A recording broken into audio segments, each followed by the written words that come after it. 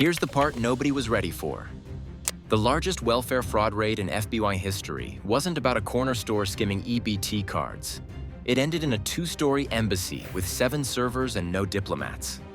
You're about to see the evidence from a synchronized surge. 41 locations, 87 detained, millions seized, hundreds of pounds of narcotics, and the blue folders that mapped thousands of identities. Then, we'll follow the transactions investigators traced through shell companies and overseas transfers that triggered a White House briefing labeling this a national security infiltration. Before we move on, please take a moment to subscribe to the channel and like the video. Why deploy 900 federal agents before dawn, hit 41 addresses at once, and breach a diplomatic office that flew no flags on raid day? Because the network moved money and data faster than any one agency could chase it. And the only way to stop a purge was to land on every node in the same breath. At 4:05 a.m., encrypted radios lit up with a single command to execute. Convoys rolled without sirens, staging on side streets near apartments, used car lots, and low-rent industrial yards. FBI led the stack and deconflicted targets. ICE and HSI moved transport vans, detention teams, and immigration screens.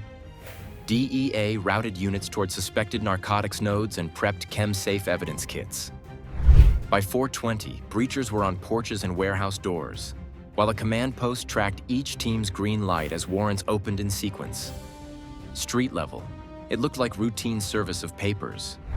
Hallway carpets, chain-link gates, roll-up doors. Then one site broke the pattern. A 2-story office with a polished crest on the glass, tenants calling it an embassy but operating under a commercial registration. No consular plates, no posted hours. Weeks of legal prep cleared the scope for entry, and it sat boxed in by unmarked cars before midnight, with a small drone orbiting above the roofline to watch for movement and data exfil. Teams moved with tight comms discipline. Each door hit on a synchronized clock to kill the chance of a single warning text. Evidence teams followed the first stack, gloves on, cameras rolling, bagging devices before anyone could run a wipe. At the so-called embassy, the approach was measured. Agents verified badges against a prepared roster, read out the warrant terms line by line, then cut power to non-essential rooms while leaving server power stable for imaging. A cyber forensics crew rolled in Pelican cases, set write blockers on laptops, and began live captures from network taps. Other sites paid out fast. In a warehouse on the edge of a rail spur, fentanyl powder sat vacuum-sealed inside chair frames bound for domestic delivery. Across town, a box truck bay held plastic-wrapped bricks of cash, heat-sealed and date-stamped, stacked in bankers' boxes. At an industrial yard, officers took fire from a corner office door. The team returned controlled shots, seized short-barrel rifles and a converted pistol, and cleared the scene without civilian injuries. Count teams set up folding tables and started tallies, calling serial ranges as cameras rolled. One detention stood out. At an unlicensed nightclub, a woman tried to slip past a maintenance exit.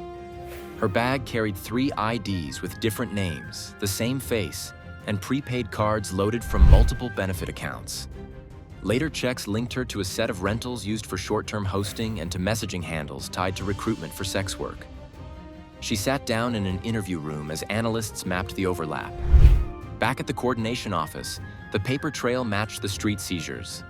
Manifests and delivery logs pointed to 140 undocumented drops in 6 months, tied to the same scheduler email and a rotating pool of drivers.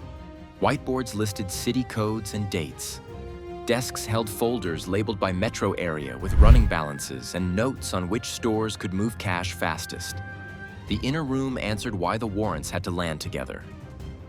Behind a plain door, agents found 7 server racks humming, satellite routers active, and bags of shredded ledger paper under the table.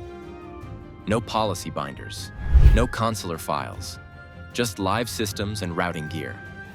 A tech snapped photos, killed external links, and started imaging the drives as a fire can with ash still warm sat under a desk.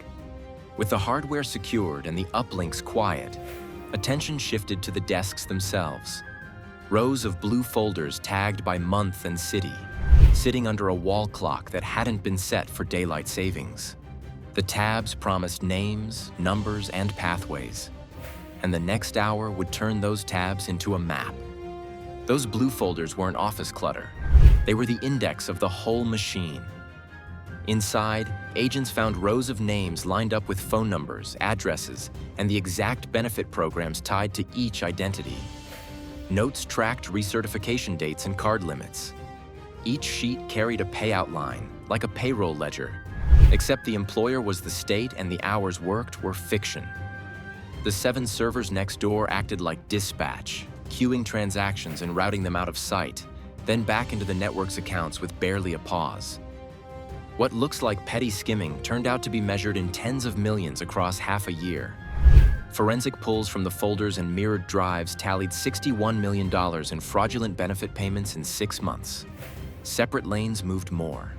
$22 million through shell companies that billed for services no one received. $14 million through charity fronts that posted donation drives and then drained accounts, and $9 million across encrypted apps that masked both sender and recipient. The numbers didn't wobble. They matched timestamps and device IDs captured during the raid. Server logs filled in the route map. Traffic bounced from stateside IPs to nodes in Somalia, Turkey, Kenya, and Gulf networks, then landed in private accounts controlled by the same operators listed in the folders. Transfers split into small amounts to clear automated checks, then rejoined offshore. Where a bank flagged a pattern, the server shifted to a backup pathway and a different app. A single user profile might hit 3 countries in 3 minutes, never long enough to trigger a manual review. The shells had layers. LLCs opened and closed on 90-day cycles, with nominee owners rotating through the same mailing address.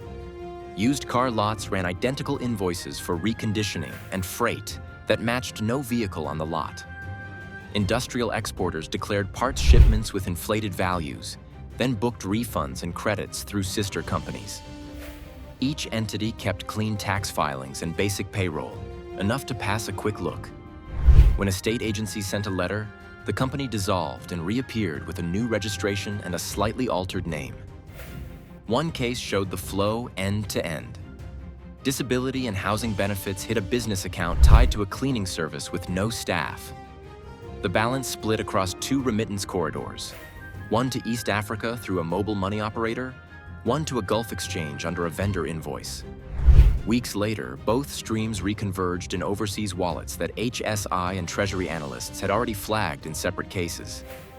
The timestamps matched the server's task queue. The wallet holders linked back to phone numbers stored in the blue folders. Technical traces explained why timing the warrants mattered. Encrypted messaging ran across multiple apps with dead drop channels that deleted threads on a schedule. Satellite uplinks handled bursts of data when landlines went quiet.